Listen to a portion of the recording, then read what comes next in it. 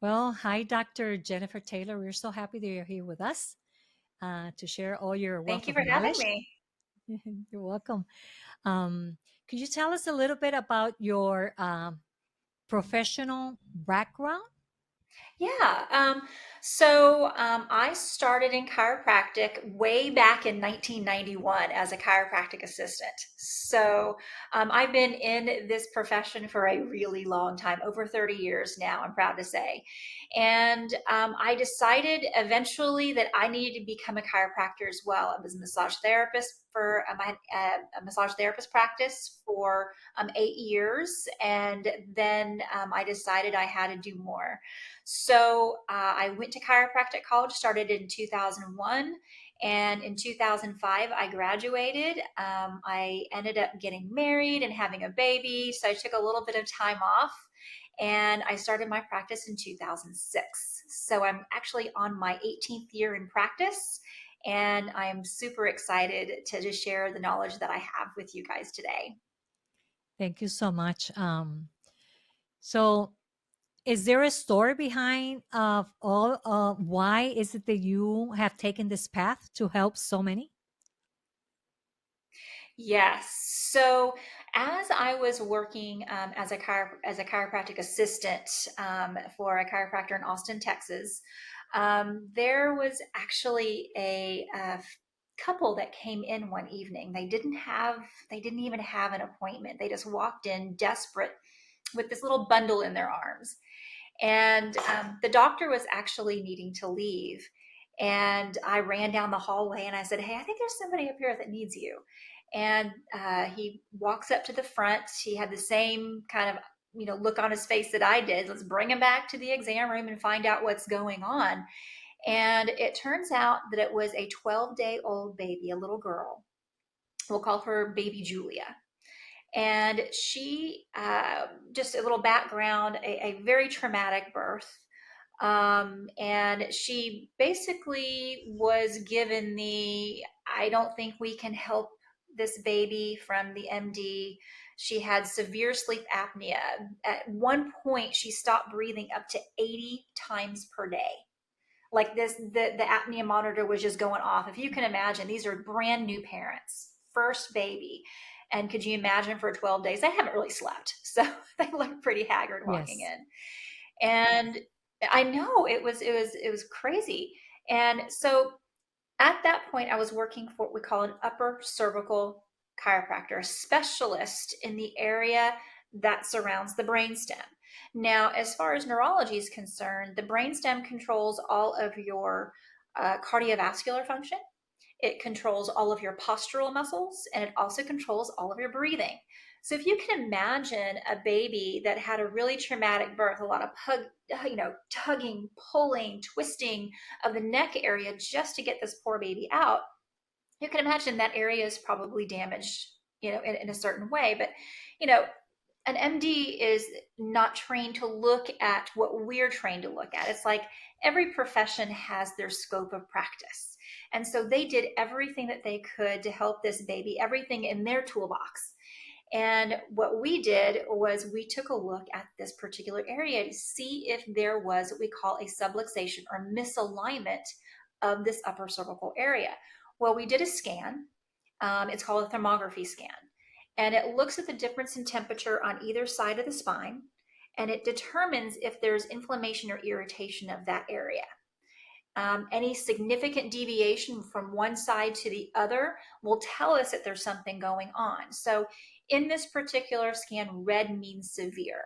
So the most severe showed up on the scan at the Atlas region. So that was primary to find exactly what was going on in this baby, because Mhm. it's very difficult for a 12-day-old baby to get x-rays on, because typically with adults we take very specific x-rays to find the vectors that we need.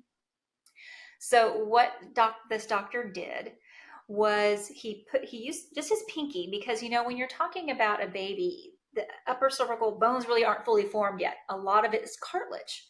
So all he had to do is put his finger right behind her ear, do a little press, and all you saw was this baby go. and just screamed. Wow. That was the first time that they saw their baby take a deep breath in and cry. You know, when you have a baby, the first thing you want to hear when that baby is born is a good solid cry. They never got to hear that until that moment. Wow. So, I mean, everybody was crying, and I'm getting goosebumps right now just thinking I'm about it. getting This was, goosebumps you know, too. forever ago, you know. And that was the day that I decided that I had to become a chiropractor. So I started my prerequisites because chiropractors, we do the whole pre-med route, just like an MD does. So in 1997, I started taking the courses to to my prerequisites to go into chiropractic college. And in 2001, I started my journey in chiropractic college. And again, like I said, I graduated in 2005. So that day changed my life because I love chiropractic. I love being a chiropractic assistant. I took all the films, I did a lot of the exams. I love doing that part. And I love doing massage as well. But it was that day that I decided that I had to do something different. So that's my story. That's an amazing story. And I hold dearly all the chiropractors out there because my story is one that my son had seizures like 18 a day Oh my when he goodness. was 2 years old. And all these Wow. doctors checking and a specialist, neural, thinking it was, but it was right after a fall, right? Yeah. And a Yeah, we hear that a chiropractor, lot. it's a long story, but long story short, my chiropractor, because my medical doctor or primary doctor didn't want to refer him to him, that was many years ago. And he will tell me, bring your son to my office. He will come down in his pajamas, adjust my son. He was 2 years old, because of the hit of the pan on the back. So it Hmm. was misaligned and he will get Right? triggered and start having the seizures, but it was like 10, 18 a day. He would Wow. do Yeah. the adjustment, they will stop. And then the last one he had when he was 6 years old because it was, more steady the spine. So Yeah. anyway, I love you.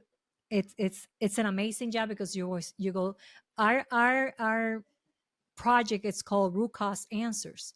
And we're looking for the root Hmm. of the problems. And this is Exactly. our spine. So that's why I love to have you here with us, and a combination with many other things. So thank you for sharing. And one of my first questions, Hmm. Dr. Taylor, is that if you could explain how certain foods like caffeine, alcohol, artificial sweeteners, and processed meats can potentially trigger health complaints like migraines and neck pain. Yeah. Okay. That is something that's part of the onion that we have to peel when it comes to migraines and headaches. Because, there's no two patients that are exactly alike. Even though they come in with a migraine or a headache, they don't necessarily come in with all the same reasons. Like I've got patients that can drink coffee all day long and eat chocolate all day long and it doesn't trigger their migraine.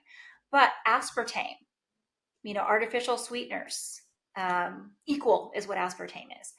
And if you look at some of these different foods, some of these different triggers that patients can have, like alcohol, especially wine, like red wine, high in sulfites. Some patients are sensitive to sulfites in wine, and that can trigger a migraine or a headache.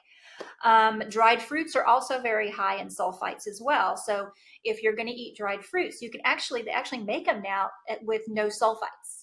So you can actually look on the package and you can see that. So if that's something that you like to snack on a little bit here and there, then you want to make sure you look for the sulfite free. Um, Artificial sweeteners, I don't, they offend me. That's all I have to say. Artificial sweeteners, especially aspartame, really, it actually causes a lot of firing in the brain. Hmm. And it will actually say that there are some people that are really sensitive to it. You can actually look on the back of a package and it'll have it in bold writing. It contains phenylalanine, and phenylalanine is something that can trigger migraines and seizures in some people. So that's something that people just need to know about, and it's in everything. It's in everything. Another one that I think patients really need to look at, it's important, we cook good food. We want to have some leftovers the next day, right? So Mhm. say, for instance, you made lasagna with meat sauce. Lasagna is always better the next day, isn't it? Yes. So when they leave it in the refrigerator, that the meat in there, with it's still safe to consume, of course, for the next couple of days, but the histamine in those foods rise. So proteins that are left over, the histamine rises in them. So histamine can actually trigger a migraine or headache in some people as well. So what we tell patients is, oh, we love leftovers. They're great. But what you need to do is the moment that you make it and you have those leftovers, freeze it immediately, and that will stop the histamines from forming. So you can have those lovely leftovers, but you want to make sure you freeze them immediately. So those are some of the things that there's many more. I could list probably 20 more, but those are some of the main ones that we typically see. Dairy sometimes can cause that with some people. Seed and vegetable oils, because they're rancid, can cause issues like canola oil. No, canola oil will give me a migraine. You know, um, so that's something that you want to watch, these seed or vegetable oils as well. So those are some of the things. Now, there are great brain foods that you can eat. So think of them as brain foods. So salmon, spinach, chia seeds, mushrooms, like the medicinal mushrooms are always great. Lentils, pomegranate. Those are some things you can eat in abundance that are going to help decrease inflammation in the body. So those are some of the foods that we tell patients to eat in abundance. Again, I could give you a list of 30, 40, 50 more, but those are some of the main ones that we say kind of rotate into your diet as well. Could you share your thoughts on the importance of hydration in maintaining overall health, and specifically for patients with conditions like migraines and post concussion syndrome? Oh, so hydration is key for a human being, no matter what. And what you want to make sure to look for is you want to drink half your body weight in ounces per day. So whatever number that is, you don't want to exceed a gallon. There's no reason to exceed any more than a gallon per day. Um, but say, for instance, you weigh 150 pounds. You just divide that number by two, and that is how many ounces per day that you drink. So shoot for that. Like for me, I try and shoot for at least 2 liters a day. I don't always make it, and I do 2 liters. I don't really need to have that full 2 liters, but I do have coffee or tea in the morning.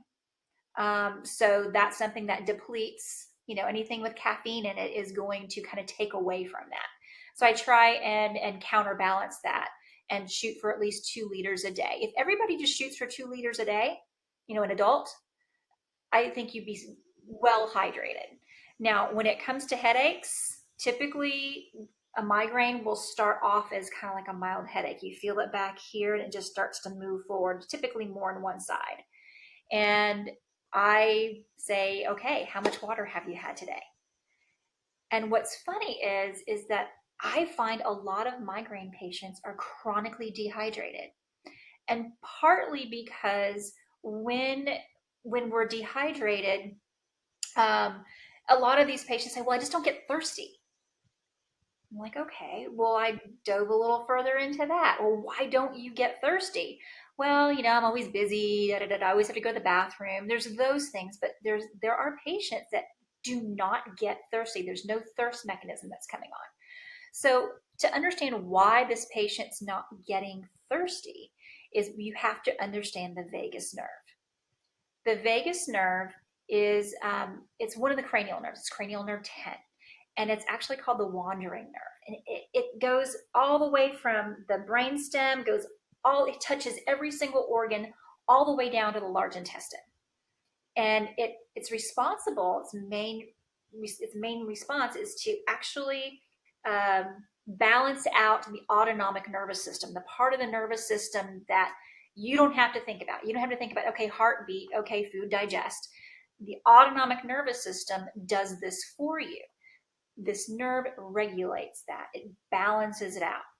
Now, when the atlas or upper cervical, the first vertebra in the neck, this is the upper cervical region I'm speaking of, when that is out of alignment, it actually can press on that vagus nerve and compress it. We can actually see this on MRI or CT. Wow. You can actually see that area compressed. So, I actually have a little picture of it. Let me show you here. Yes. Any visuals? I love them. Okay. Yeah. So let's see. We've got this right here. Can you see this right here? So we're looking from the top. We're looking down. So here's this right here is a spinal canal right here. So you have your carotid, you have your internal jugular vein, and there is the vagus nerve, that yellow one right there. So if this rotates, so this bone can rotate, it can shift, and it can tilt. So when it rotates, and it can press on these particular nerves right here, on the nerve and these vessels as well. We'll talk a little bit more about this vessel, the blue one right there, the internal jugular, or the internal jugular vein. That is something that is unique, not only to migraine patients, but also to vertigo and dizziness patients as well. So that there's a correlation there between the two. So when the vagus nerve is compressed, now your body defaults into fight or flight. So when you default into fight or flight, now your body's under stress. The more stress you're under, the more the body wants to hang on to sodium. If you get thirsty, you're going to flush that sodium out. So this is how smart your body is. It says, no, you need more sodium. Your body is stressed out. So the thirst mechanism is turned off, so you can keep in that sodium, so you no longer get thirsty, so you don't flush that sodium out, because your body's just trying to stay in fight or flight. So that's when So you're see how the lacking of body is so intelligent? sodium. When you lack of sodium, then that's what happens, and you don't get thirsty. Yeah. Well, when your body wants to hang on to it. So hang on to it. When your adrenals are pumping out that cortisol, because you're just in fight or flight, that you're always looking for that tiger around the corner, then your body wants to hang on to sodium to continue to make that cortisol, to continue to keep that fight or flight function going.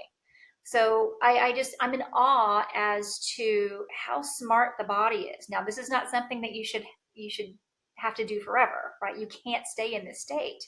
But this is why people are chronically, not thirsty. They're in a chronic state of I just experienced that with my aunt. I have my aunt. She just had a tumor, and it was removed. She was very sick, and my mom is helping her. And then my mom got sick. That's why I'm here helping both of them. And I'm after her. You need to drink water. I'm not thirsty. I don't want to drink water. And she just told me that they said she's low in sodium. So I'm making the connection here with what you just said. Yeah, exactly. Incredible. Exactly. Yeah. So there's a lot of connections. How do you fix that? Well, we have to make sure the pressure gets off that vagus nerve, right? So now, this may not be in all cases, but when I have somebody that comes to me with a migraine, and this is a lot of times it's been chronic, especially with women. It typically starts in preteens when they start their menstrual cycle. We usually see an influx of inflammation during our cycles anyway, naturally. So if there is inflammation anywhere in the body, it's gonna rise. It's gonna be even more apparent. That's why migraines typically start during that time. There's a lot of other cascades of hormonal imbalances and things like that I won't get into, but that's typically why we see it start in preteen years. So typically I'll see somebody, our demographic really with this particular thing is about 35 to 55 is where we see I see patients come in finally for this. I'm typically their last stop, unfortunately. But what we need to do is we need to find out, okay, is this area misaligned? Now we do that by doing some very specific films. We do a side view of the neck to kind of see how the structure of the spine is from the side. We want we want what we call a backward C shape in that area. Okay, it provides shock absorption in the area. We look for that. We look for degenerative change, anything like that. Then we take one from the front. We want to see exactly, has it shifted right or left? Is it tilted up or down? How is it sitting in this plane? The last one we take in this series is called a vertex. So we're actually looking from the back and looking down. It looks like that picture that I just showed you. Okay, that way we'll see how much it's rotated. So what we're looking at is this bone right here. Now I've got a model. Can you see this right here? Yes. Okay, so this is the back of the head right here. Okay, this is the back of your head right here. And your head sits right on top of the atlas. Okay, they call it the Atlas because have you heard the Greek god Atlas that holds the whole world up? Yes, yeah. Those anatomists are just they're just very cool when it comes to all their Greek gods. They love them all. Mm-hmm. So your skull sits right on top of the Atlas. Then you have C2, which is called the axis, and that sits right below it. What you'll notice is there's no disc above or below this area right here. Okay, this right here is held together by a web of ligaments. That's how we have all the movement that we have. So it's kind of damaged here, but this right here is where the disc starts, okay, between C2 and C3. So what we're looking at is has this shifted right or left? Has it tilted up or down? Or is it stuck in rotation? So we get those vectors from the film. Those vectors give me not only where the atlas went, but also the specific vectors to put it back in proper alignment.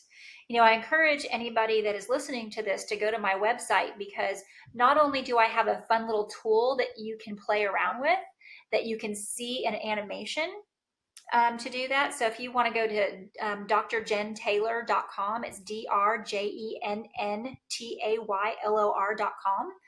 You can actually see how this misalignment not only looks in an animation, because it's kind of hard to see in this, but you can also see what a first adjustment looks like, what an atlas alignment looks like. I filmed an entire video on what it actually looks like to get your atlas adjusted.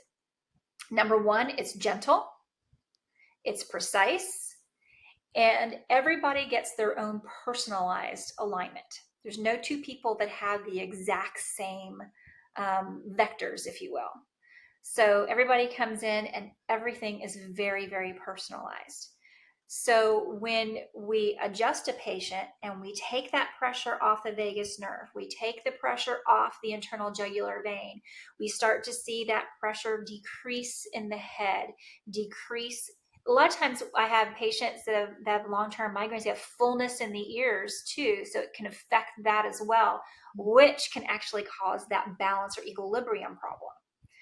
So by removing that interference, if that mechanical issue is there, then what we can do is we'll start to see that inflammation decrease, and we'll start to see more structural balance throughout the entire spine. Going to the root of the problem and then finding Yes. the solution. Yeah. And I wanted to ask you just off the, I wanted to ask you first before we continue the questions that I have by topics. If you could explain, because some people might even know what a chiropractor does. Well, the number one thing I'm going to say is what we don't do. Chiropractors, we don't treat diseases, we don't treat illnesses. There's not like a magic adjustment for a certain illness or disease. What we do is we remove the interference to the most important system in the body. When sperm meets egg, the first thing that forms in that womb is the nervous system, even before the heart starts beating. So this is the system that controls every other system in the body. So what we do is we find the misalignment or subluxation, we detect it, we correct it. Therefore, your body can do exactly what it's supposed to do. We like to call it audio. So from above, down, from the inside out is how we should be healing. That's my personal belief, that God does the healing. I just remove the interference. I find it, remove the interference. We have our own best doctors within us. And if your nervous system is functioning the way it should, then you can actually heal yourself. Now, there could be underlying issues that have been there as well. Like, we've talked about nutrition and things like that, but you can eat all the organic foods on the planet. You can take all the best supplements that there are. You can do all the yoga, the Pilates, the stretching, the exercises you can do. But if there's a mechanical issue, especially at this particular area, I like to call it the master breaker of the nervous system. If there is a misalignment in your spine, then there's no food or supplement that is going to correct that. It needs to be detected and it needs to be corrected, and that's what chiropractors do. We look at the foundation of the body. The nervous system is the foundation. There's nothing else that can work if the nervous system isn't functioning properly. So that's what chiropractors do. I love it. I love it. Yes, it's so removing that will help your body heal itself.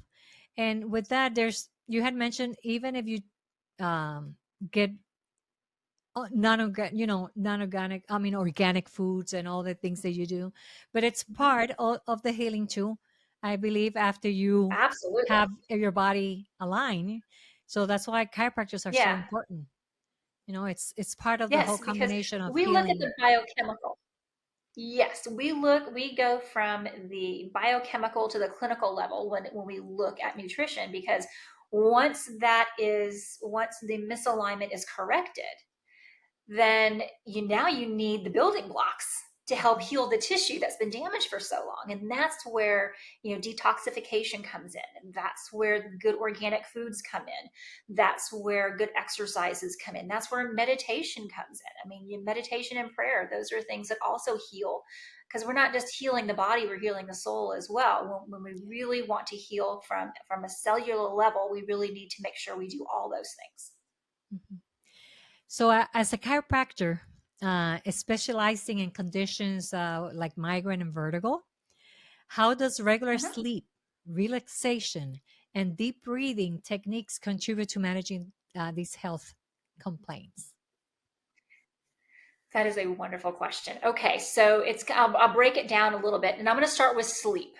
Okay. Sleep is probably the most important thing that you can do for your brain. And the reason I say that is because sleep is the only time that your brain cleans itself. It's the only time. So if you are not getting adequate sleep, then your brain is not draining.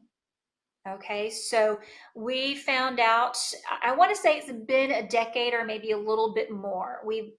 Scientists actually found out that the brain has its own immune system.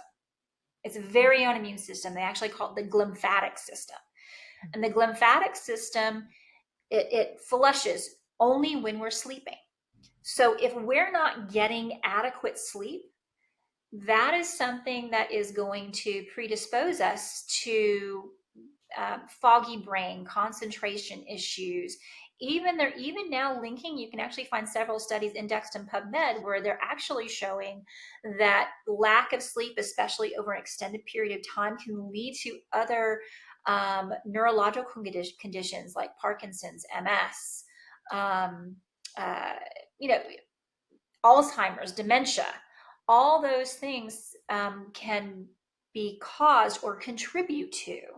They don't really like to give a cause, but definitely a contributory factor to all these neurodegenerative diseases. So sleep, I would say, in that list is number one.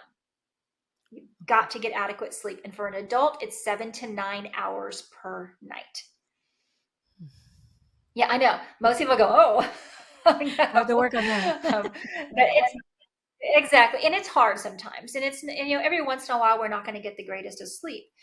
But, having sleep rituals at night, I think is really important, especially for those that have difficulty sleeping. I am one of those. I've had difficulty sleeping since my preteens.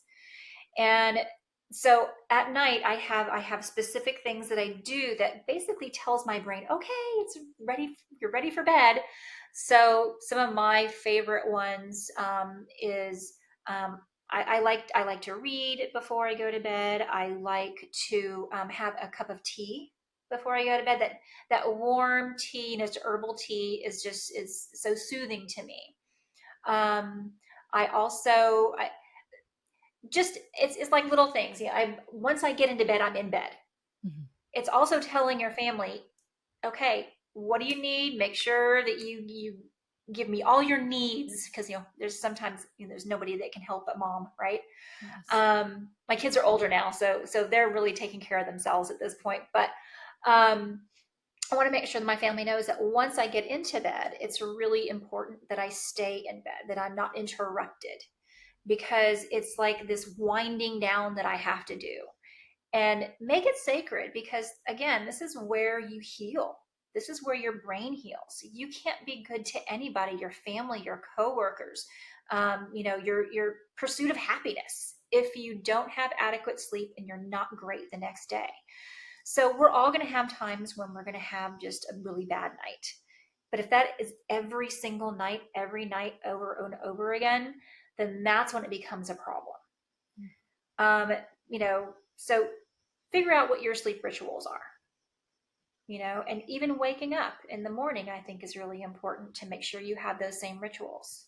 Um, Waking up, in time to slowly wake up, to get out of bed and not have to rush. A lot of Okay. people they think that they're sleeping in and they're getting the most sleep possible, but you're really not. Not at a certain point in time, your brain is like, you got to get up, you've got things to do, and then it starts getting into fight or flight. So getting up at um, going to bed at the same time every night within an hour, you can give yourself some wiggle room, and Mhm. waking up at the same time. This is even on the weekends. You want to make sure you do that as often as possible. Again, you're going to be on vacation, you're going to get all off time and things like that. So there, you don't, I'm not being a stickler for every single day, Mhm. but for the majority of the time, you want to make sure that you go to bed at the same time and you wake up at the same time. And when you wake up in the morning, have a slow wake up.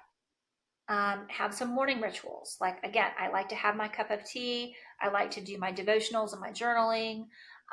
That just gets me in a good frame of mind, because I'm taking care of a lot of people every day, and I want to make sure that I am present for them. So I just write Mhm. it all out before I walk out the door. And that way I can be present for each and every person that comes in front of me. So What those are some about things. What children? other areas did I mention? Oh, Was that it was sleep. But you mentioned about adults that we need like 7 to 8 hours, right? And what about seven children? to nine 7 to seven to 9. nine hours. Uh, yes. So um, babies, their babies are kind of off the charts. They need 12 to 14 hours, and I mean there's some schools that say even need up to 18. I mean every child is different, but they're on and off a little bit, for infants and babies. Um, as far as your teens and preteens, they need about 10. They do need more sleep. They are rapidly growing. Their hormones are off the charts. They need about an average about 10 hours, 9 to 10 hours a day. Now again, you're gonna find all different schools, saying different things. But I would say at least 10 hours for your teens and preteens is really important. Does it matter? Is there a benefit to go to bed at certain time in the evening? Yeah. I know I'm going to squash some people that are night owls and everything, but really you need to be in bed and sleeping by 10. 10:30 is when this cycle starts. Okay. That's their circadian rhythm. So 10:30 is typically when this particular cycle starts. So you need to be in bed by 10. Hmm. And typically it takes between 10 and 15 minutes for people to really kind of calm down and get to sleep. That's average. Some people Hmm. can go to sleep just like that. Some people will take a little bit longer to go to sleep, but that's why I give that about a 30-minute window before that. So Okay. by 10 o'clock. Okay. And okay, the next one was relaxation and deep breathing. Does that contribute to help with these complaints? Yes. So most of us are really shallow breathers. So Yeah. I can't tell you how many times where we're blowing and going all day long and we realize, oh my gosh, I haven't taken a deep breath in. So you want to make sure that you're getting that regular breathing technique. I think yoga is an excellent thing for people to do, even if it's just for 10 or 15 minutes, just to get that breath in. That is a really good practice. But then you also have like things like meditation where you can also do that. Prayer where you also can do that deep breathing. Now, what's really important is you're breathing from the right place. So patients that have had, a lot of asthma in their life, they tend to breathe from up here. And that tends to move the head forward. We move the head forward, that actually even increases our disability basically to breathe. So we can't do this. So if we were to do like an experiment right now where shoulders are back, heads up, breathe in through the nose and out through the mouth, you want to make sure you're breathing from your belly. Okay? But what if you did that same thing, bring your head forward like this, and try and take a deep breath in? Yeah, very difficult. Can't do it, can you? Okay, so that forward head posture, that actually can decrease our lung capacity by up to 30%. Wow. So now I want you, this is going to be homework for everybody, is to now walk around and look around at everybody that's walking around like this. We're all doing it. You know why? Because we're all looking down at our phones 24/7. Okay, we're all on computers all day long. So that forces our head forward, that causes problems with our lung capacity, and that also causes misalignment or subluxation at the atlas as well. So those are some things. So see how it all correlates? Yes. So when it comes to deep breathing, you got to breathe from the belly, not from up here, and make sure if you have a history of asthma or other breathing disorders like COPD, practice. Lie on your back. This is an exercise I give patients all the time, is lie on your back in a comfortable position, put some books on your belly, and I want you to practice taking a deep breathe in your nose, and I want you to lift those books and breathe out through your mouth. So you actually become accustomed to it. So you actually see those books move. So that's kind of a retrainer. You can do that 1 to 2 times a day just to retrain your body to breathe properly. So that's a good exercise. And a great relaxation technique is called emotional freedom technique, or EFT. This is something you can find on YouTube. It's they even have videos for children as well. It works really great for things like phobias or traumas, things like that that you need to get over. So I'll give you a little information on it. So it's actually pretty fun, especially to do this with children that have a little anxiety, or they're scared of spiders. We'll just say they're scared of spiders. Okay. So phobias in general, what are they? They're irrational fears. Okay. Spiders are not coming to get you. Logically, we know this. Maybe a kid may not know this, but as adults, we know this, right? But you're deathly afraid of spiders. So what we'll do is we'll start off, there's a place called the karate chop point right here. And what you'll do is you'll tap that. Just sit here and tap it and go, I want you to acknowledge your fear. Acknowledge that you're afraid of spiders. Spiders are really scary. They are really ugly. They could bite me. My arm could fall off. All those irrational fears, just let them go and acknowledge them. You have to acknowledge the fear before you zap it. Okay? So we start that off at the karate chop point. Now you're doing the affirmation part. The affirmation part are using these acupressure points. So you start at the top of your head and you say, I really don't like spiders. I really don't like spiders. But you know what? I bet they really don't like me. They're probably more afraid of me than I am. Spiders, they eat all the bad bugs. I live in Texas. I don't like all those bad bugs. They need to eat them. So if I see one, I am going to make sure that I just kind of scoop it out and gently put it out into the backyard. There's no reason for me to be afraid of spiders. No reason. and the other one is underneath the arm right here. So you do that 3 times, and you just say those things like, spiders are pretty cool, and you just start saying those things to kind of zap that irrational phobia, that irrational fear. And if you gave it a number of a 10, that, if you see a spider, you're going to completely freak out and run out of the room and try and find, a flamethrower. At the end of that 3 session, give yourself a number. I bet you'll be about a 2 or a 3. And you'll be laughing at yourself that you're afraid of spiders. I am going to try it may that take some because I'm reinforcement. scared of spiders. Okay, well, see, I knew that. Yeah, I was going like this. So, I'm going to try it, Doctor. Amazing. Try it. And again, you can find this. It's free. It's called Emotional Freedom Technique, and it's fantastic. You can find a bunch of fun videos on YouTube. So that's some of the things that we give patients for just relaxation in general. I mean, we can actually have somebody come in and just be upset about something, just crying. Maybe something happened that day that made them very upset, and their blood pressure is rising or something. We've actually taken somebody's blood pressure, and it was high, not like crazy high or anything, but you could tell it was tacky. They were tacky. Their pulse was just out of control because they were just really upset. And we had them go into a nice quiet room by themselves, because it's kind of weird to do in front of other people. We took their blood pressure, and then we had them do the full cycle, and then we took their blood pressure again, and their blood pressure and their pulse were normal. So it's really cool to see things like that. Now, is this a treatment for anxiety or anything like that? No, it's basically a way to kind of tell the nervous system it's okay to calm down.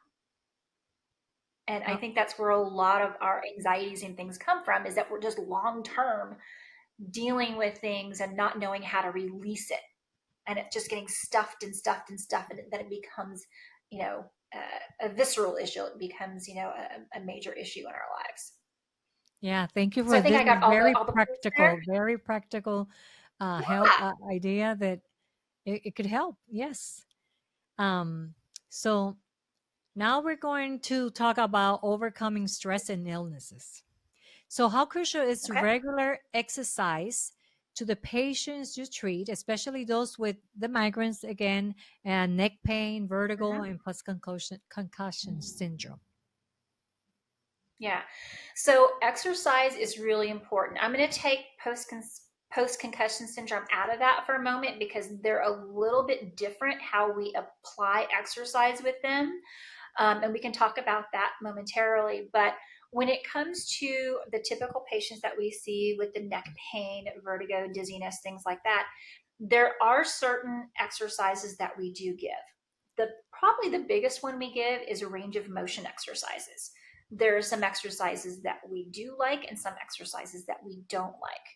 I don't, with vertigo and dizziness, as well as migraines, I don't like anybody forcing their head into this lateral flexion, because if this area is compromised, the ligaments in there could be really lax.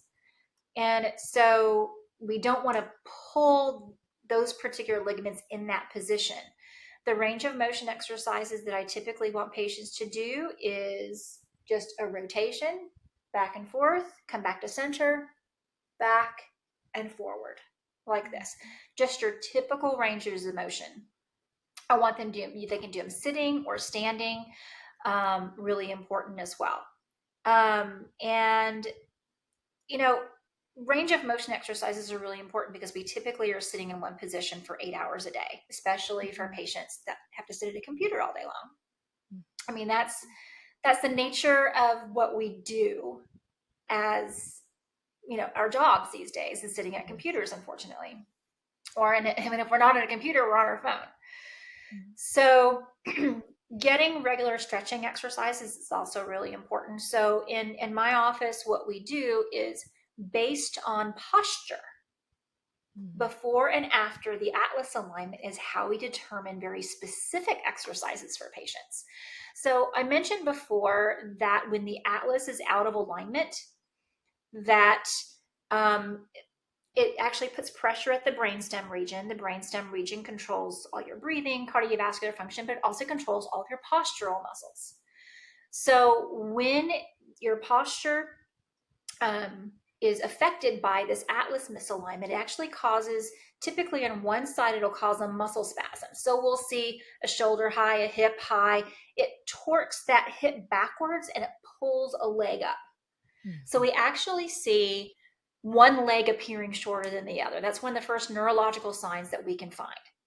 So we see that beginning posture, we do the atlas alignment, and then we take another posture picture and analyze it using a specific tool that we use to analyze the pictures before and after. And what we find is that there are some muscles that are like, yes, thank you so much. Shoulders start to even out, head comes back, but there are some muscles that are like, not going to do it. All right. So what we do is, again, not only do patients in our office get a very specific precision adjustment to them, but we also provide them with specific exercises unique to how their body responds after an atlas alignment. Because again, no two people heal exactly the same way. And, no two people's lives are exactly the same way. There is somebody that probably sits at a desk all day and somebody that does manual labor all day. They're going to have different muscles that are firing differently. So we need to make sure we find out what muscles, really like that, or what muscles are still guarding so much that they need a little extra help. So we put together those specific exercises to target those muscle groups that need those extra help. So in our office is, again, very specific to each patient, but those range of motion exercises in the neck and also range of motion exercises for the low back are typically standard with each patient. But exercise, it's important. We should be like sharks. Once we stop moving, we're going to die. Movement is life. So let's keep our spines and our bodies moving. Yes, that's a good analogy.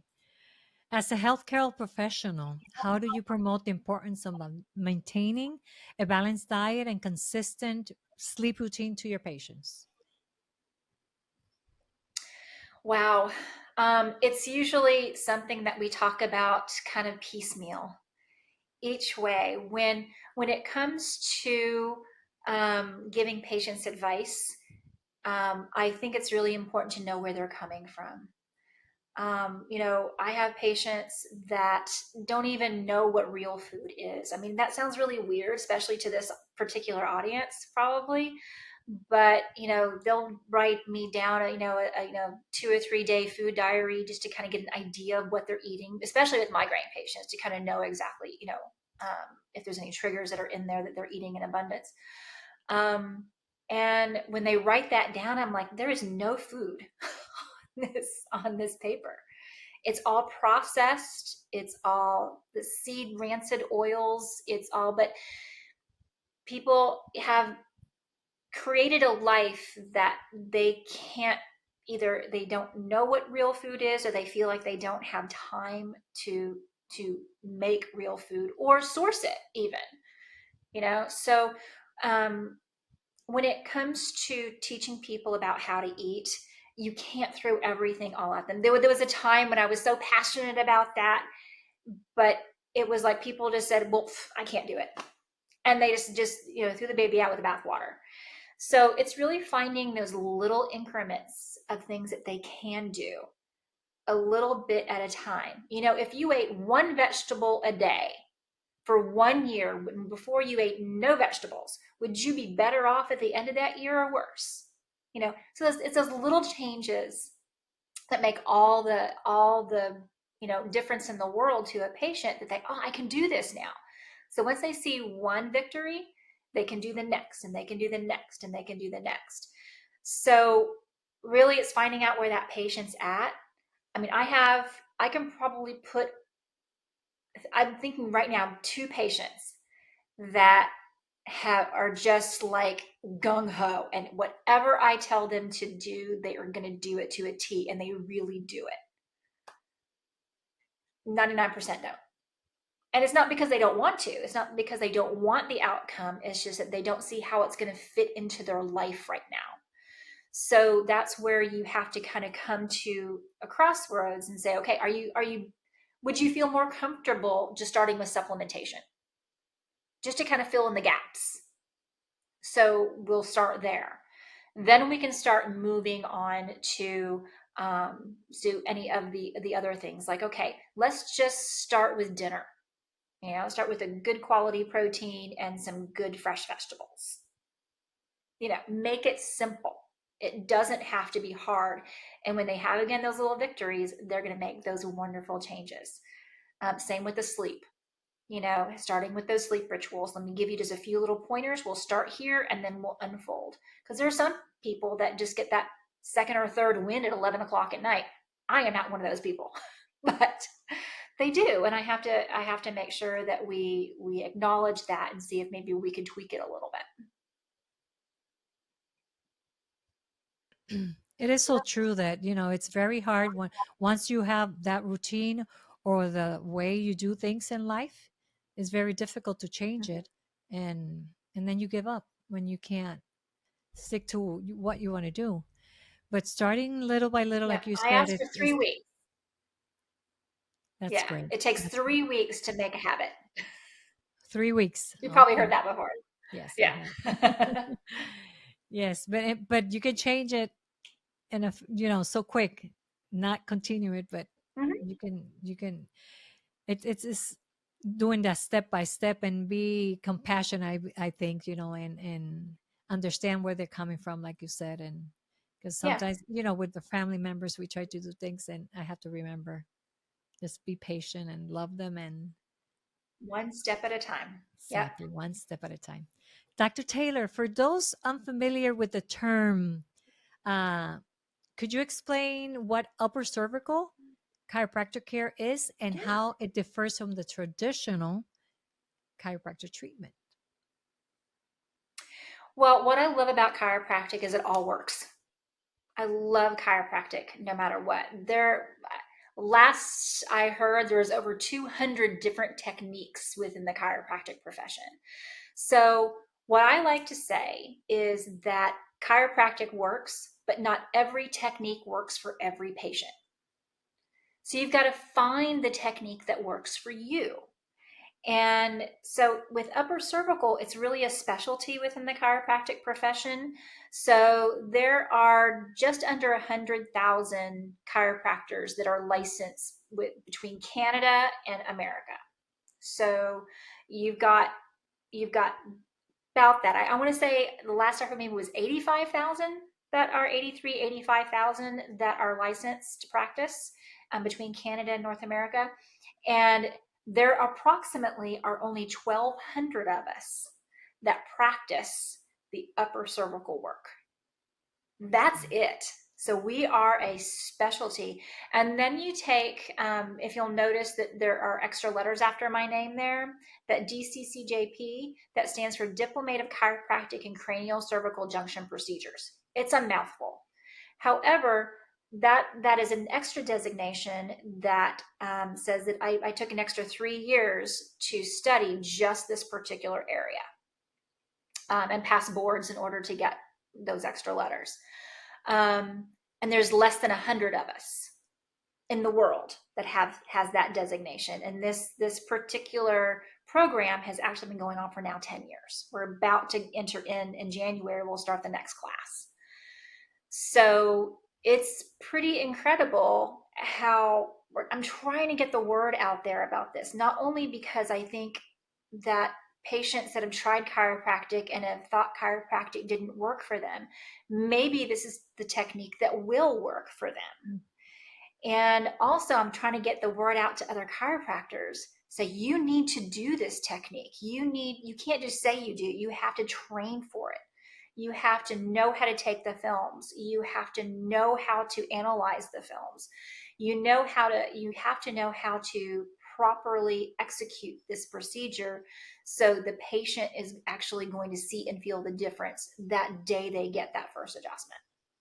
So it's kind of a shout out, like, hey patients, come on, humanity needs this. This is the greatest health secret nobody's ever heard of. And I've seen so many patients come in, I'm their last hope. Basically, there's a lot of pressure. Okay, they come and say, I've spent $10,000 here, $20,000 here. If this doesn't help me, then nothing will. So I mean, there's patients that come from all over to see me, and I want to make sure that there are chiropractors in every state and every city, so people don't have to travel so far to see these specialists. So that's part of my reason for being on these podcasts, because and these documentaries, is because this is so important that people understand how important this master breaker area is. The cranial cervical junction is the most neurologically dense area of the nervous system, and if it's not functioning properly, your entire nervous system isn't going to function properly. So we need to figure out if that's the issue. And if that's not the issue, then obviously that would be out of my scope of practice, and I need to find you somebody that can help you. But if it is, it could be part of the puzzle that you've been missing for decades. So I just, the importance of getting this information out, and for people to understand is really important. You know, your traditional chiropractic care, I think is pretty amazing as well. They help a lot of people. There's also a subset of people, like I said, that feel chiropractic has failed them, which it hasn't. They've gotten help from traditional chiropractic, but maybe they need something a little bit more. And I also work with chiropractors that don't do upper cervical work, Mhm. and I check their atlas, I make sure they're functioning right, and I send them right back, you know, so they can get regular care, and they just come back and get checked periodically. And I'll do that part. So again, that's another way that we work in our office as well.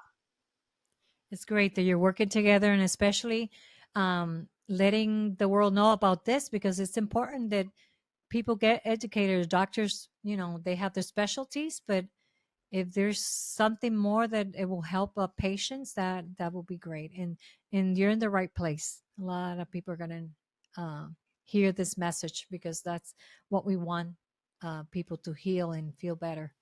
So could you share some Yeah. examples of conditions that you've treated using orthospinology? Maybe you can help me pronounce this. Orthospinology Yeah. techniques. Yes. So orthospinology is one of the techniques under the upper cervical chiropractic umbrella.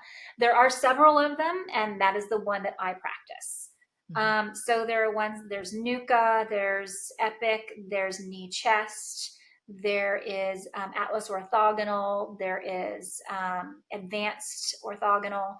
There are many that are underneath the upper cervical umbrella. So these are different techniques. They're all wonderful, and they all want the same thing. We're all going to get that atlas back in alignment. They just use either a different type of instrument, or they use their hand, or even a Blair, which is an upper cervical technique as well. They use their hand, but they actually have different vectors and different types of x-rays that they look at. So, and a different approach. But all of us want to make sure that atlas is in alignment. So again, we are in alignment when it comes to our ultimate goal.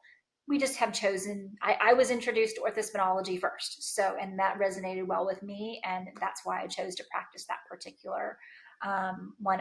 I'm so involved in orthospinology right now that I'm actually vice president of the Society of Orthospinology. So I'm taking that role very seriously as well. So if you want to find a practitioner that practices orthospinology, you can go to orthospinology.org, and you can actually look for a practitioner in your area there as well.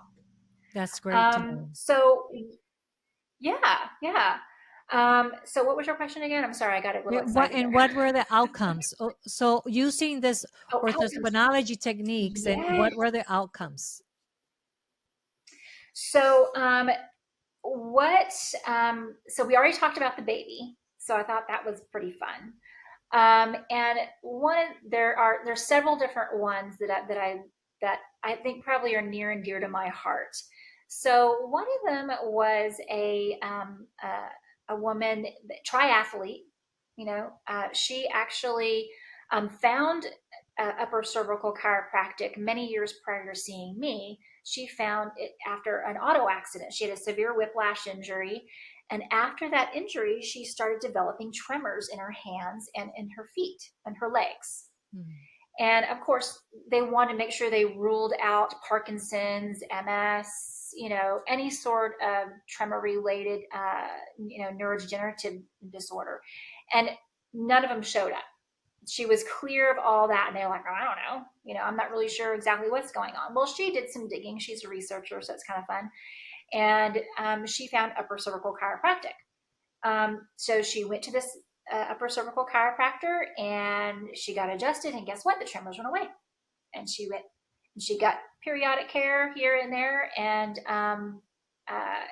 she did fine, went back to being a triathlete and doing all of her fun stuff. And then she went is another car accident and a whiplash injury. Guess what? Tremors came back. And she's like, aha, I know what I need to do. I don't need to go do all this other stuff. This is what I need to do. So she was already well informed when she came into the office. But I had never seen this before. I mean, I've had people with Parkinson's, but advanced Parkinson's. So they had already had a lot of damage already, which it did help a bit, but we didn't see a complete reversal at that point. But she came in and I'm like, okay. So I asked her all the same questions. Have you gotten this taken care of? You looked at that? All this ruled out. She's I did all that already. I know what I need. So we did her first Atlas alignment, and guess what? I actually have, I've got to find it. We actually did a video of before and after of her hand tremors. It was like this. And then after we did immediately following that alignment, she could hold her hand pretty steady. Still a little bit of a tremor, but she could hold it pretty steady. So I thought that was really cool. It's like, oh, this is so cool. So I get really excited about that one. So she's a regular patient. She keeps up and makes sure her Atlas is in alignment, and she travels all around the world, and she does her lovely triathlons. So I thought that's pretty fun. Another one is called, I'm not even sure a lot of people have even heard of this before. It's called cyclical vomiting syndrome. Have you ever heard of that before? No, I have not. Well, it's horrible. Okay, it's typically in children, but we have seen everyone from a 6-year-old all the way up to, I think she's like in her early 70s. So we've seen several different patients with this. But the 6-year-old just is near and dear to my heart, just a sweet little baby. And she came into our office because she heard about, she actually was friends with a patient that her daughter came in to see us. She was about 9 years old when this other child came in, and she had complete resolution of her cyclical vomiting syndrome. So what this is, it is out of nowhere, typically pretty, they call it cyclical because it occurs every week, every 2 weeks, every 3 weeks. It's like all of a sudden it comes on. And I don't know the timing and why, but that's why this is such an interesting thing. And so this particular little child, she came in when she was 6 years old to our office. She's presented to our office, but she was diagnosed a year previous. So basically what they give her was antiemetics, anti-nausea meds, IV fluids if needed. So what was some of the other things that they gave her? Basically just go home and rest. We don't know why. And so she came into our office. She was old enough to get some really decent films on her. So we got some good films on her. We adjusted her. And at that point in time, it was actually getting worse. She was having these vomiting episodes every week, and they would last almost all week. She maybe had a day or two of reprieve. So, think about, she's 6 years old, just started, kindergarten, right? She was in and out of school all the time. She was suffering from anxiety because she never knew it was going to happen.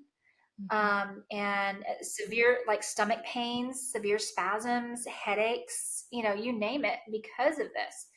And she's 6, it started when she was 5.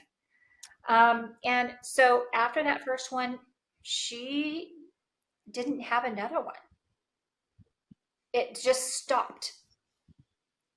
It stopped. Now, she's only had, I think she's seeing us on a periodic basis, I guess now she's almost on her 3rd year. Just make sure her Atlas is staying in alignment. And she knows, she says, Mom, we need to make sure we go, because she starts to feel that pain. She's very in tune with her body Mhm. now. And the only other time that it started back up again was when she went to a birthday party at a trampoline park, and she fell and she hit her head. And her atlas went out of alignment. And the next day, the vomiting started. Mom brought her in. We got her atlas aligned, and she was good to go. So that to me, I mean, her life came back. I mean, I have another one that dealt with this for a decade. She's in her 50s, and she dealt with it for a decade. Every 3 weeks, she'd have an attack. Every 3 weeks for a decade, That's until she started I can't under upper imagine. cervical. I can't imagine it. I can't imagine it. Let's see. So those are some of the really good ones. We actually had one recently with vertigo. Hmm. So she's had vertigo, gosh, since she was 12, and I want to say she's in her mid 40s now. She's been diagnosed with chronic fatigue and fibromyalgia as well. Um, Now, she went to every doctor, all clear, ENT, neurologists, all sorts of stuff, been given the all clear. So there was nothing underlying that was, like she had to really deal with. Like there wasn't a tumor in her brain, there wasn't anything like that. Mhm. She went to vestibular PT, which is actually very helpful for some people, but it doesn't help what's happening here. So in combination, vestibular PT could actually be very helpful to people with vertigo and dizziness. Um, so 8 months prior to this starting back up again, she had a fall, and it really ramped up. Like it only came periodically during this time, this past 12 years, but it just ramped up to where it was every day. It was chronic. And she finally said, okay, I got to figure something out. So she found our office, and after 2 weeks, we finally got her stable. Her atlas was holding, and she hasn't had another. And this has been since April. She hasn't had another attack. Wow. So that was really cool. And now what we're doing now is we're helping her low back pain, which is pretty easy. So the main thing she came in with, that has resolved, and now we're just making sure that the rest of her spine is treating her well as well. Yeah, So these stories those are are some things that amazing. we've seen. Yeah, just recently in our office. So it gets more and more fun every single day, because we get to see, when patients are, have these things, they can't live their life purpose. They can't do what they want to do with their lives because they're constantly struggling with some sort of health issue. If we can help them just find that purpose and to live it, I mean, that ripple effect of that person affecting everybody else around them, that's what health is, right? That's what health is. It's the Exactly. health of a person affects the health of the community, helps affect the state of a country. So it's that ripple effect that I like to see occur with patients, because that just gives me so much joy, and know that I'm on the right path with my own purpose as well. And that's one of the reasons that I'm motivated to do this, because a lot more people need to know this instead of going through all that time trying to figure out, and then when there's no hope, no. And sometimes they go to a chiropractor at the end when they haven't found any results with. So if we can start from there, maybe we can prevent Yeah, getting all that struggles of looking for answers. And that's why I'm so exactly. determined to get this out, so we can give answers of and hope to people, so they can uh, have the Yeah, resources to find solutions. exactly. um, mhm. Can you elaborate on the connection between the upper cervical chiropractic care and alleviating chronic pain? Yes. So chronic pain, again, could have many underlying. I mean, again, that is probably one of the biggest onions we have to peel in our office. But again, we're starting with the nervous system, because when it comes to especially something like fibromyalgia, I mean, that would be probably one of the biggest catch-alls as far as chronic pain is concerned. Because I mean, I've had some patients that were diagnosed with fibromyalgia that if you even touch their skin, they jump. And it's really unfortunate because as human beings, we need touch. So not only are they deprived of human touch and human contact, but they're afraid of it. That to me is not okay. And so when we look at the nervous system itself, and we're looking how the brain connects to the rest of the body, this area is a choke point. The atlas region is a choke point when it comes to the brain being able to connect to the body and the body being able to connect to the brain.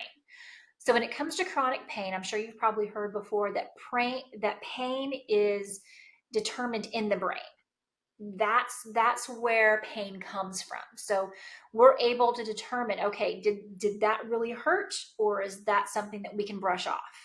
You put your hand on a hot stove, your brain is going to tell you, ooh, no, that's not okay. That's going to do a lot of damage. But if you fall and scrape your knee, you're like, okay, I can go clean it off and get a Band-Aid and you'll be fine. You're not going to freak out. But have you ever seen somebody that does freak out over a skinned knee?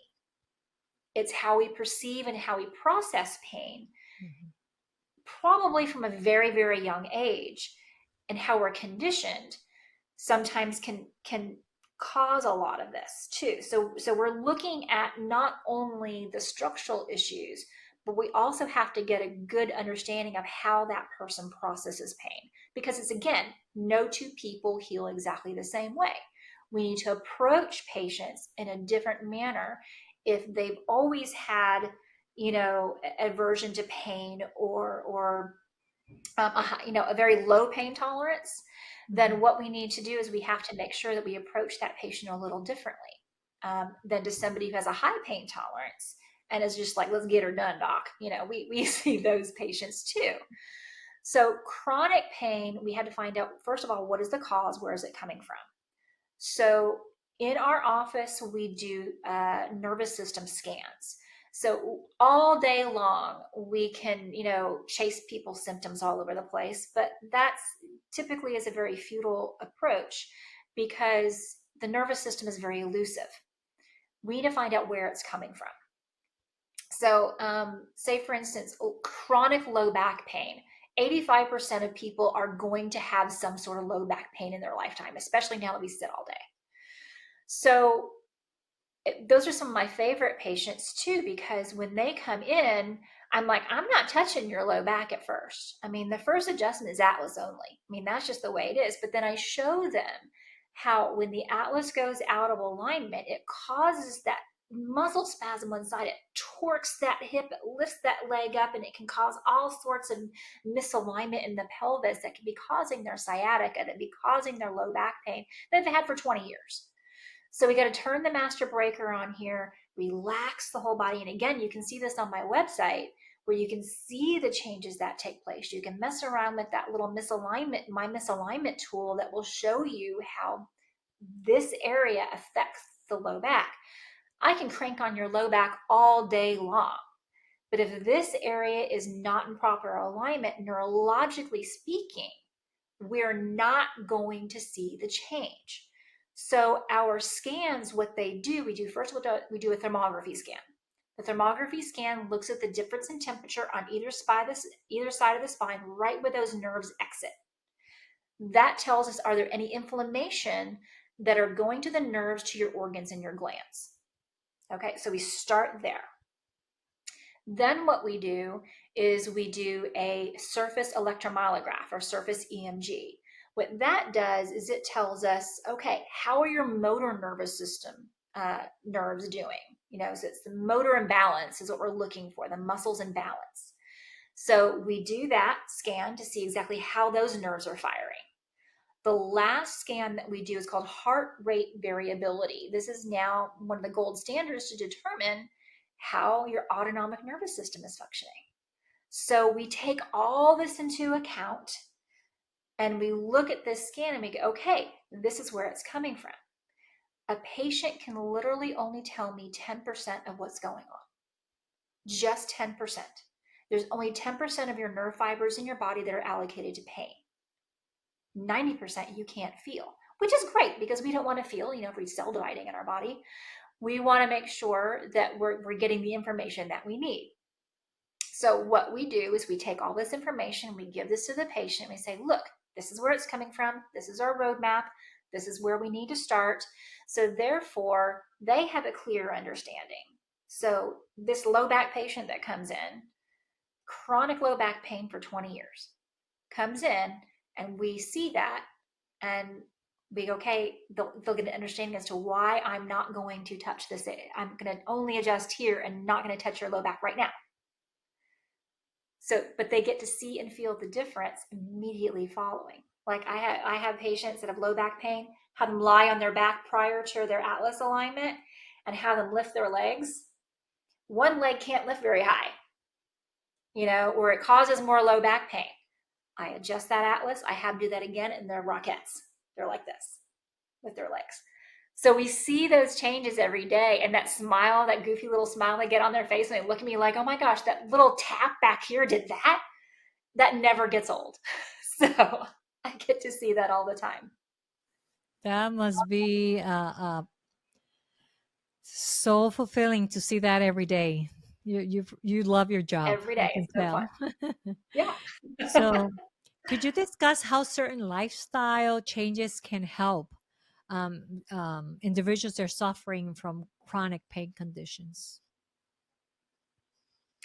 Well, I mean, first of all, let's look at the nervous system. I'm never going to stop saying that. That's the foundation. So if you think of lifestyle as a pyramid, and what we have is we have the basis of health, the base there as nervous system health. We just start there, evaluate that, see how that's doing. And there could be some other things that we need to look at there, maybe some other practitioners that may have to do other examinations as well. So we can collaborate with neurologists, PT, things like that. But we need to see the health of the nervous system first. Let's start there.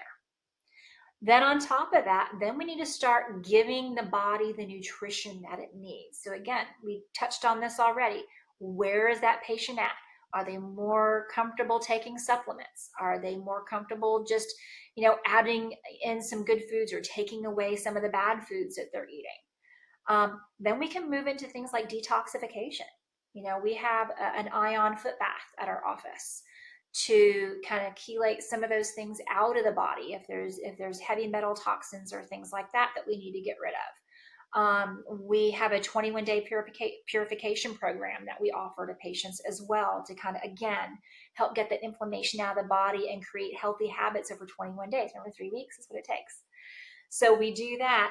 And then on top of that, we help them with some of the sleep issues that we talked about. We talk about the exercises that we talk about. And then at the pinnacle, once we create this strong foundation, then we can start talking about, how can you help yourself with your purpose? How can you get there? If we build this strong foundation, we can start getting them to think about, okay, what is your purpose in life? And then once they understand what their purpose in life is, they're going to just blossom.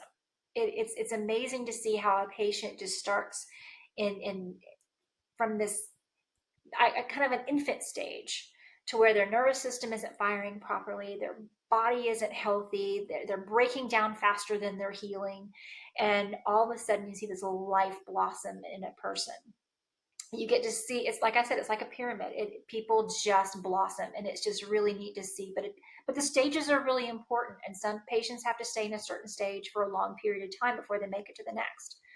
But just giving them that we call it future pacing. Just give them that little seed of change each and every time. And once they see it, once they see they can do it, people have all the answers in for everything. They just have to be given the encouragement or even just the thought process to be able to make it to that next stage. So each and every one, there's no formula really. It's just making sure that you create the space for patients to move at their own pace. Slow and steady wins the race every time. We don't want to run to the finish line. The finish line is death. Let's enjoy this journey. We want to make sure that we enjoy each and every step, and we're not trudging up a hill. It's just a slow and steady pace. to health. That's how we approach it in our office. Yeah, it's a great way to do it. And just the fact that you're trying to help them find a purpose in life, that will make a huge Mhm. difference in whether they do it or not. And I like the I wish more physicians and doctors and chiropractors work together, collaborating with each other. That word Mhm. collaboration, because that will make a huge difference. There's a lot of isolated, professions, and when you work together, many things could be accomplished. In your experience, what are the most common misconception people have about chiropractor care, especially regarding the upper cervical chiropractor care? Well, I mean, chiropractic in general is that, and I'll just say it right out, they call us quacks. And I'm okay with that. I am perfectly fine with that. And it's not because I think they're right. I think it's just because they're ignorant as to our schooling. Um, they don't understand how something so simple can make such an impact. Because in medicine in general, we're taught that your allopathic medicine is difficult, it's hard, it's complex.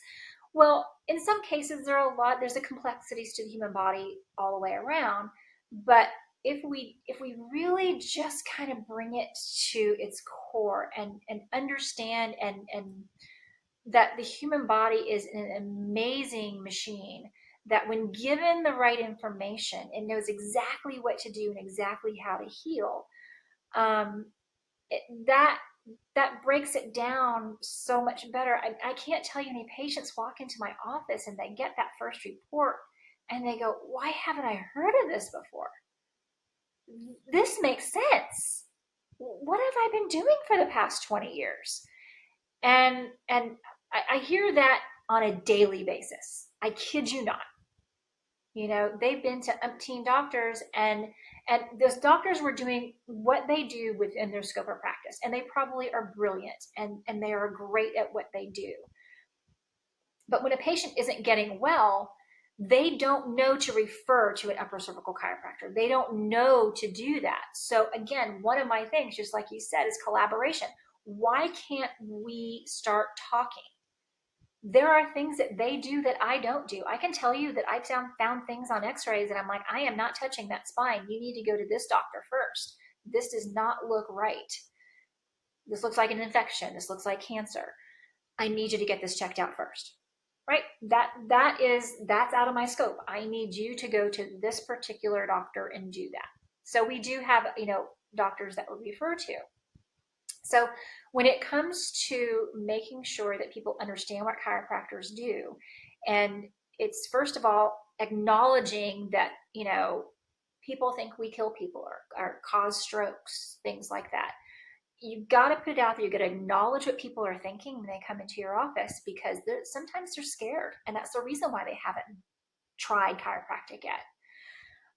It's important for patients to understand that we have a very good safety record when it comes to any sort of injuries that are associated with it. Now, I think that the majority of injuries that do periodically show up in the chiropractic profession are typically because one, maybe a patient hasn't been forthcoming with maybe something that happened. I've had patients that come in that after they're done adjusting, they just told me they were in an auto accident, 2 days before.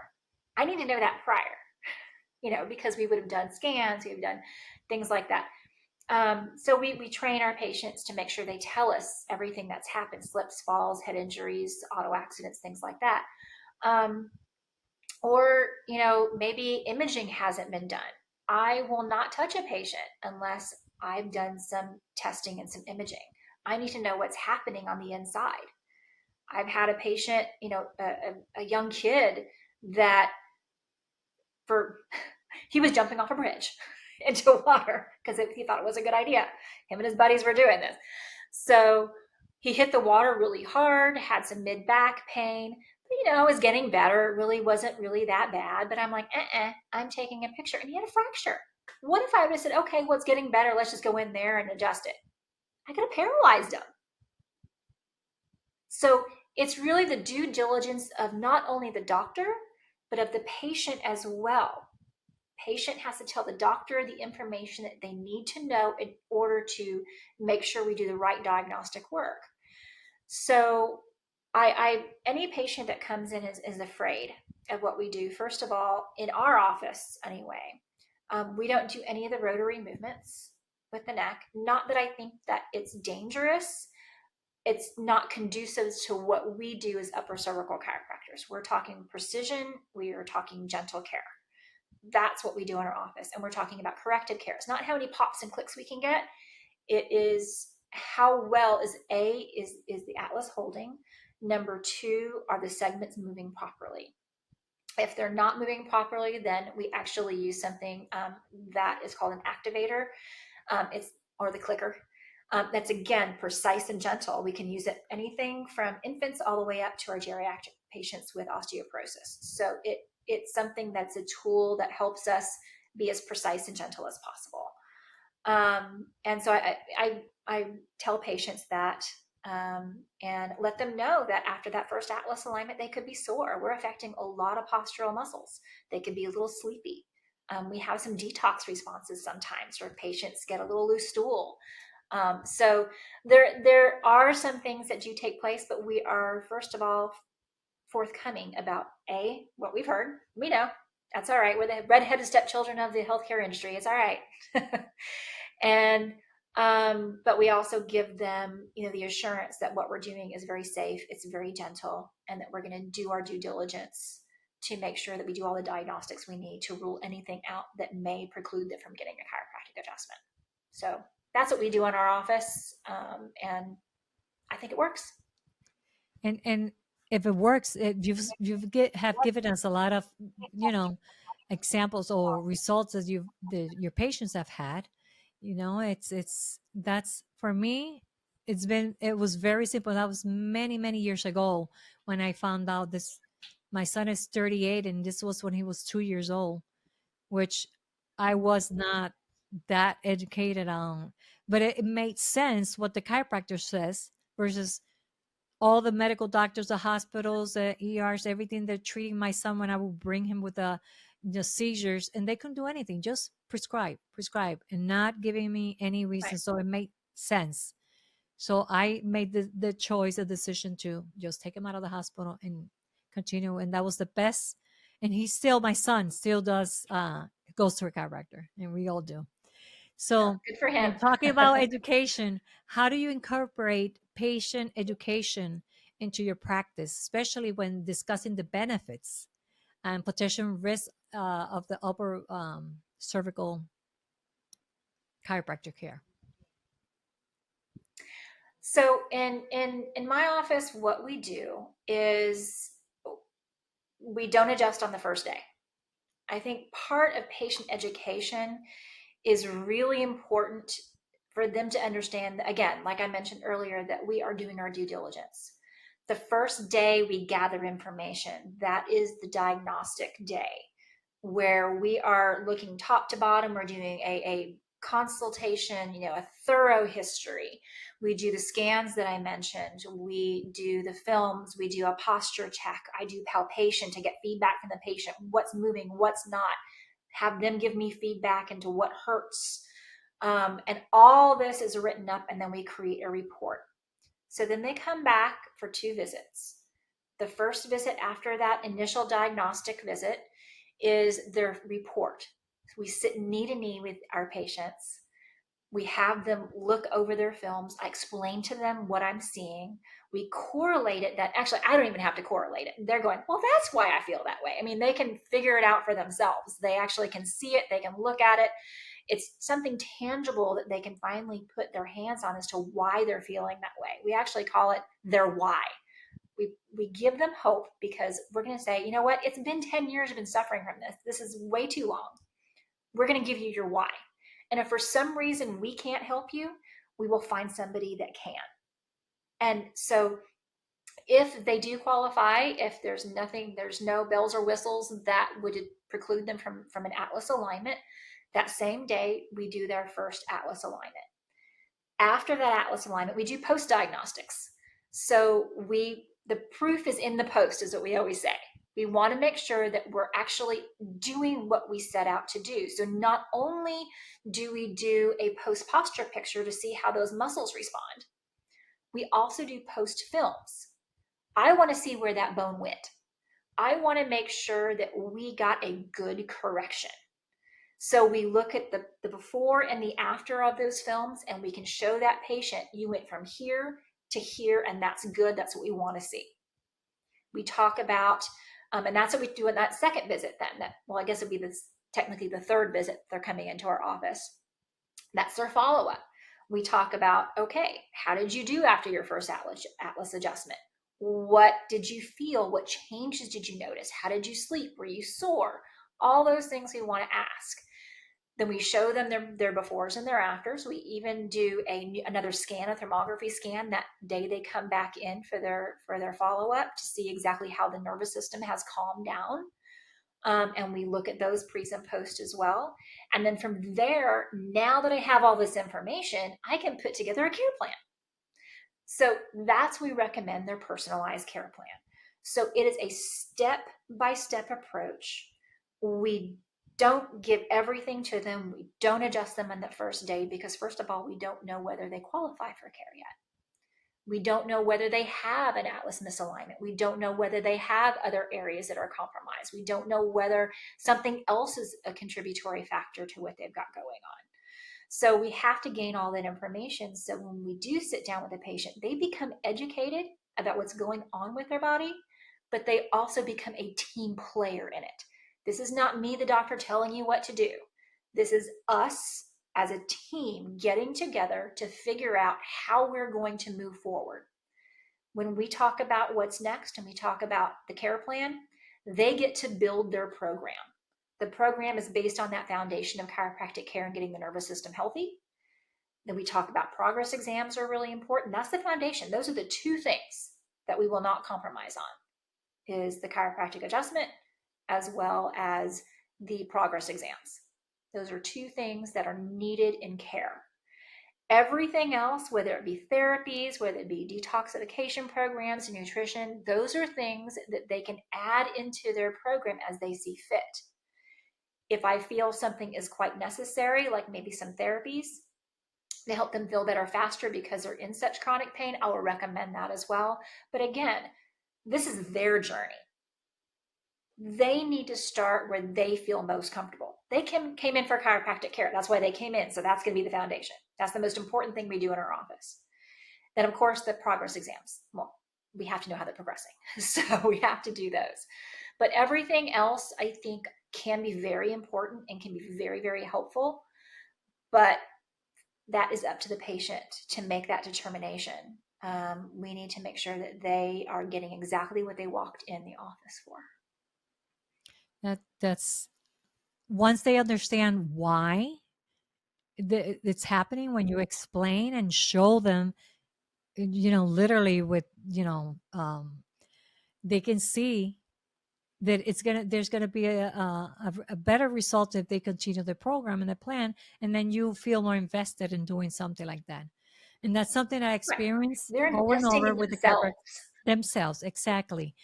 And Yeah. what I like, and if there's something that you cannot do, you're very honest, because my chiropractors have been very honest. Okay, this is something that I'm going to refer you. There's a team or network. They refer you to a specialist when they've done Exactly. everything they can. Exactly. So I don't want to do everything. and that's the message I want to give out there, that they could trust chiropractors, and this misconception is not valid. I mean, there's more benefits to really try to find out for on your own that this really works. um you have given us, one of my questions is, if you had some success stories, and you had given us a lot of uh, successes, but if there's something, another success story that you've had that you want to share with us, um, stories that particularly Let's see. resonated with throughout all your career. You gave us just the story and how you Yeah. became a I mean, chiropractor? there are so many. I mean, right now, thinking of one right now to come up at the top of my head is kind of hard. But oh yes, I do have one. I have Oh. a really good one. Um, so um, this young lady has been diagnosed with mast cell activation. She has Lyme, um, Hashimoto's thyroiditis. I mean, you can even tell when she gets out of alignment, you can see her thyroid blow up. I mean, you can see it in front of you, you can see it blow up.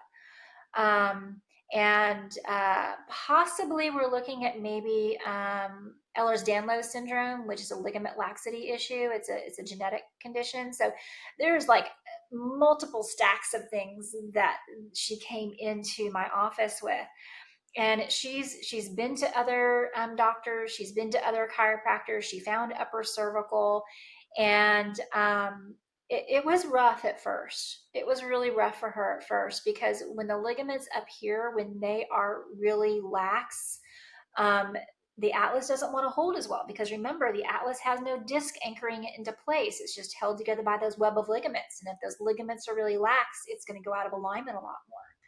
So she stuck with it, though. She stuck with it, and she is such a trooper.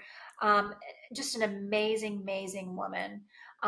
She's got beautiful children, and she wants to be the greatest mom ever. And it's hard when you're constantly in pain. It's hard when you can't think. It's hard when your whole body feels like it's just piling against you. But um, as of, let's see, she's now gone over a year now without her atlas being out of alignment. Wow. So now I want to say that in her case, she also has a great PT that is helping her as well. So again, this is where the collaboration comes in. Hmm. And so once we started really kind of getting together with the PT doing her part and her doing at home stuff, we talking about different foods, and she's now holding her atlas alignment for over a year, and she's doing fabulous. She actually even went on vacation and didn't go out of alignment and enjoyed her vacation with her family. So you have those types of stories that really hit home, and we celebrate. We check her atlas and we celebrate it, that she doesn't need an adjustment that day. That's the cool part. She's like, yes. And she drives like an hour to come one way, and she comes into the office hoping that I don't need to touch her. So that that's huge. Yes. So it's a really an incredible feeling when you see a patient now, again, like I mentioned earlier, just living their purpose, her being a mom to her kids and being able to experience, their lives through their eyes and be present is really important, without just being in bed all the time. So That's great. that's probably another one that I really love. Yeah. Well, thank you so much, Dr. Taylor, for sharing all these stories and all this information and knowledge about what chiropractors do and are. And if you look at the audience right now, can you give us what words of hope could you give us? Well, that's the first thing that we give our patients. When I go through a consultation with our patients, that first connection that you have with that person, and desperation is typically what I see, because again, typically their last stop. Yeah. But hope is really the number one thing we give. I look at them. I mean, we do a lot of hugging in our office, and I don't know about any other office, but for some reason we just have this thing about hugging. If you don't like hugs, I won't hug you. But it's just one of those things that you have that connection with the patient, and you hear their story, and sometimes there's tears. I mean, today there was just tears. Somebody's breaking down, and it wasn't a bad cry. It was, I'm in the right place cry. I think I've finally found my answers, and I haven't even touched her yet. you know you have to. That's why I do what I do in the mornings. I do my journaling. I get everything out. I have bad days too. I have bad weeks, months. We all do. We're human. But when it comes to walking in that office, there are no patients in there that are going to know if I'm having a bad day, because they're coming in there for my help. Sitting down with that patient, connecting with that patient, figuring out not only what their goals are and their motivation is to be in our office, but also to let them know they're in the right place. Yes. That's what brings hope to a patient. Now, and I always say at the very end, if I can't help you, we will find somebody who can. Mhm. So we never overpromise and underdeliver. We always want to make sure that each and every patient gets the care that they need, whether it's in our office or somebody else's, because it's not about us. It's about that patient that's in front of us at that moment. So giving hope to a patient is probably, I think it's our number one thing that we do in our office very, very well. Thank you so much. Those are wonderful words that will help the world. And the world right now needs those kinds of words and of hope, because a Yeah, lot of people are looking for the right place. And I think you have a wonderful place where many people will go and find the answers they're looking for. Thank you so much, I Dr. hope so. Taylor, for all of this time you've given us.